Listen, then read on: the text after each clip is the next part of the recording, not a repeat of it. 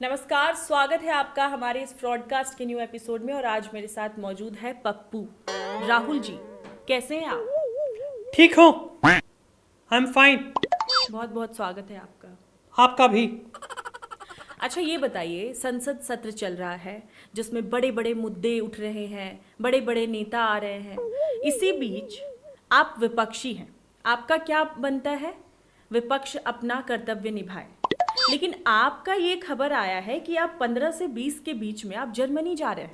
ये बार बार हर अच्छे चीजों में, हर मुद्दों पे आप विदेश क्यों भाग जाते हैं? Oh, no. देखिए, इसमें एक रीजन नहीं, बहुत सारे रीजन हैं।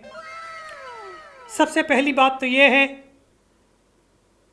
कि जब एक व्यक्ति, उसकी एक शादी की उम्र होती है 25 से 30 साल, चलो 35 लगा लो, ठीक ठीक, 55 साल की उम्र तक जिसकी शादी ना हुई हो, तो वो बेचारा क्या करेगा?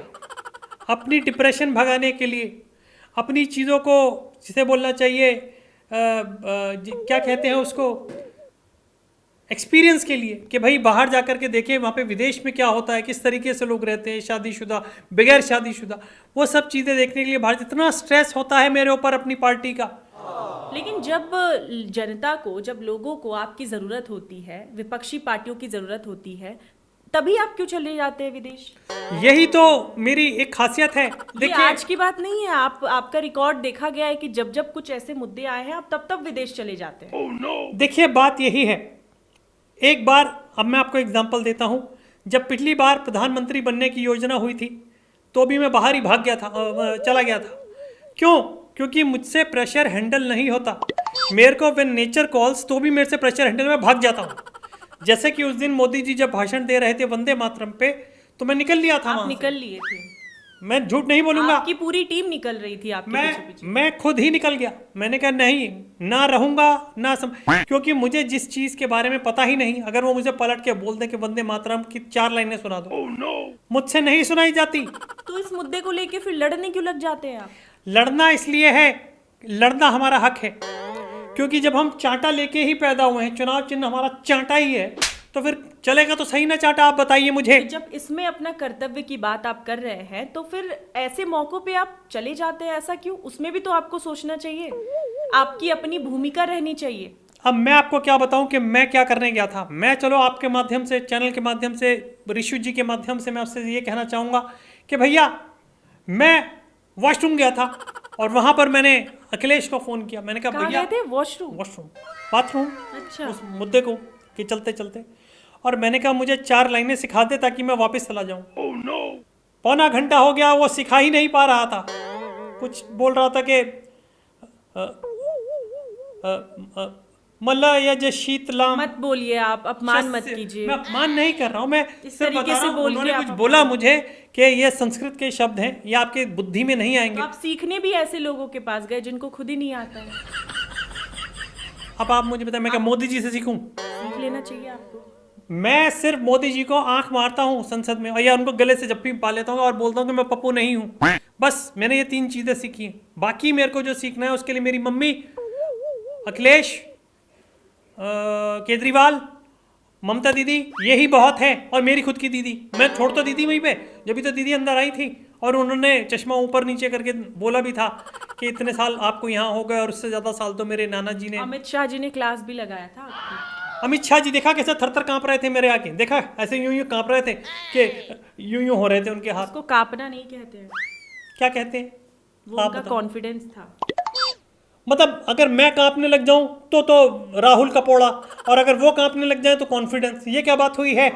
बताइए आप भैया। आप ये साबित कर देते हैं ना, आप हर बार ये साबित कर देते हैं। तो मैं बोल के भी तो जा रहा हूँ कि मैं पहले ही बोल चुका हूँ कि मैं पप्पू हूँ। oh, no. तो आपको इन सब चीज़ों को दरकिनार करना चाहिए। लेकिन मोदी जी जब वो ध्वजा लहराते हैं तो उनके हाथ यूं यूं कांप रहे होते हैं। अमित शाह जब मेरे आगे होते हैं तो उनके हाथ यूं यूं कांपते हैं। बताइए क्यों? उसको पॉजिटिव एनर्जी कहते हैं पप्पू जी। भाई मुझे समझ में नहीं आता। मुझे तो सिर्फ एक बात समझ में आती है कि मैं सदन से बाहर जाऊं, वॉशरूम भी करने जाऊं, वॉशरूम भी जाऊं, तो भी लोग मेरे ऊपर टोंटबाजी करते हैं कि तुम्हें वहां होना चाहिए था, तुम्हें ये होना चाहिए था। मौका देते हैं, ऐसे मुद्दे पे आप उठ के चले जाते हैं, आप मौका देते हैं। तो हो क्या गया मेरे समझ में नहीं आया। आपसे ना अमित शाह जी की बातें सुनी गई, आपको मिर्ची लग गई, आप ही नहीं, आपकी पूरी टीम चली गई बाहर। देखिए, वो तो बाहर ही गए, मैं अब बाहर जा रहा हूँ इसी वजह से, क्योंकि मिर्ची मेरे कुछ ज्यादा ही लग गई है। अच्छा, क्यों क्यों ऐसा क्यों आपने फैसला किया कि आप ये सत्र के दौरान ही आपको बाहर जाना है? देखिए, कहीं तो मेरी मर्जी चले। देखो, ना सत्ता मेरे पास है, ना बहुमत मेरे पास है, ना माँ के लिए बहू मेरे पास है। अब तो माँ और दीदी भी मेरे से दूर होते जा रहे हैं। 19-20 के बाद चले जाइए ना, सत्र खत्म होने के बाद चले जाइए। इसी बीच में आपको क्यों जाना है, मैं ये जवाब जानना चाहती हूँ। आपके अंदर से भी तो कुछ निकले भाई। अगर मैं ये नहीं करूं तो आप बोलेंगी क्या कि भाई आप क्यों जा रहे हो? आपको भी तो थोड़ी सी मिर्ची लगनी चाहिए, हल्की आप हल्की। मेरे लिए जा रहे हैं? आपके लिए नहीं, मैं मीडिया के लिए जा रहा हूँ कि मीडिया वाले जो मेरे पीछे ये पूरा का पूरा माइक मेरे मुंह में दे दे करके बोलते हैं, तो उनके लिए जा रहा हूँ।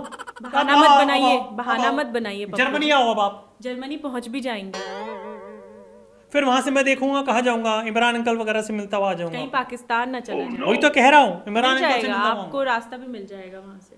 मेरे को लगता है कुछ होगा। आपको कोई बॉम्ब से नहीं उड़ाएगा वहां, आप तो दोस्त है ना उनके। अरे मैं तो सभी का दोस्त हूँ, मैं तो सबको बेचारों को हाथ से कहता हूँ कि भैया बस बहुत हुआ, बस बहुत हुआ, बस बहुत हुआ। हमारा चुनाव चिन्ह देख लो, पर बस बहुत हुआ। लेकिन वही है कि जहाँ जाओ वहाँ पे इसी तरीके की बदतमीजी होती है, क्या कर सकते हैं। वैसे जर्मनी का मौसम कैसा है, कुछ आपको पता है? वो तो आप बताएंगे ना, बार बार आप जाते हैं तो वो कहीं ना कहीं आपको पता होगा ना, वो आप बताएंगे। आने के बाद मैं आपसे बात करता हूँ, मिलता हूँ। क्या सच में जा रहे हैं आप? और नहीं तो क्या, मैं झूठ नहीं बोलता हूँ इन मामलों में। जब जाता हूँ तो जाता हूँ, नहीं जाता हूँ तो भैया पहले ही बोल देता हूँ कि मैं नहीं नहीं, जाऊंगा। ऐसे तो आप सच में नहीं जाते हैं, लेकिन जैसे कोई मुद्दा रहता है, जैसी कोई आपको विपक्ष को जरूरत पड़ती है, तभी आप चले जाते हैं। ये बहुत बड़ा सवाल है पप्पू जी, आप इस चीज को माने ना माने, ये मतलब आपको इस चीज का एक ठोस जवाब देना पड़ेगा। मेरी मम्मी तो आज तक मुझसे जवाब मांग नहीं पाई, आप मुझसे जवाब मांग रही हैं। देखिए, ऐसा है, मेरा जो मन करता है मैं करता हूँ। इस देश में अभी भी सोचने की आज़ादी, जाने की आज़ादी, बोलने की आज़ादी, सब चीज़ें हैं। तो जब सब चीज़ें हैं तो मैं अपनी उस आज़ादी का फ़ायदा उठाऊंगा। That's it. अच्छा, आपको डिनर में भी नहीं बुलाया गया, इस चीज से भी आपको मिर्च लगी थी? No comments. ठीक है, अब मैं आपसे जर्मनी से ही बात करूंगा। बुरा लग रहा है आपको? बुरा तो लगेगा ही, जब आप मेरी ही बेइज्जती करे जा रही हैं मेरे मुंह पे मैं ये माइक आपसे देके। सवाल कर रही हूँ पप्पू बस। जी, आप ऐसे घबराइए मत। मैं मैं घबराता किसी से नहीं हूँ, लोग मुझसे घबराते हैं। अखिलेश का हाथ पकड़ा वो हार गया, केजरीवाल का हाथ पकड़ा वो हार गया। ममता दीदी कप कपा रही हैं, और जिनके सामने खड़ा होता हूँ जैसे अमित शाह साहब, वो भी कप कपाते हैं कि इसके सामने रहूंगा कुछ हार्ट अटैक वटैक ना आ जाए। इसलिए आप खुद ही निकल जाते हैं। बस, कितनी चिंता है मुझे, देखिए सबकी, सबके बारे में सोचता चिंता हूँ। नहीं पप्पू जी, इसको डर कहते हैं, इसको घबराहट कहते हैं, मान लीजिए ना।